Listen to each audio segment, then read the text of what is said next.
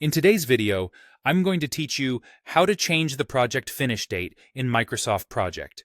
If you're working in the desktop version of Microsoft Project, such as Project Standard or Project Professional, you can tell the software to schedule your plan backward from a specific finish date. This is useful when you have a hard deadline and need the tasks to align so the project completes on time. Start by going to the ribbon at the top of the screen and selecting the Project tab.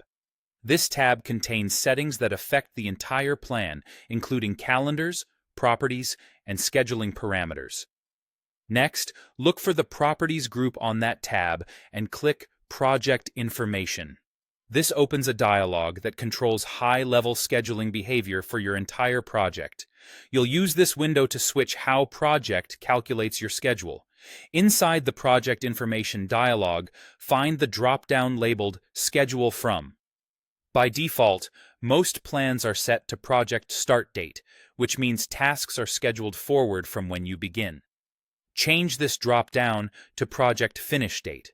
This tells Microsoft Project to calculate the plan backward from the endpoint you provide, placing tasks as late as possible while still meeting that finish date.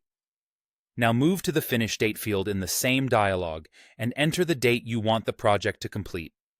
Make sure the date aligns with your organization's working time and calendar settings, since non-working days and holidays can affect how tasks roll backward. When you're ready, click OK. Project will reschedule your tasks so the entire plan is calculated from the finish date you entered. You'll likely notice tasks shift in time, the critical path may change, and Slack values update to reflect the backward scheduling. That's expected. A few tips as you review the results. Existing constraints, deadlines, and manually scheduled tasks can limit how far items move.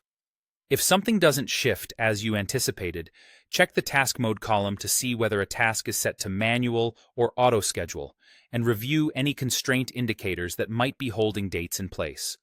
Also, if you're coordinating with a shared resource calendar or a custom project calendar, confirm those settings. Reflect working days and hours you expect.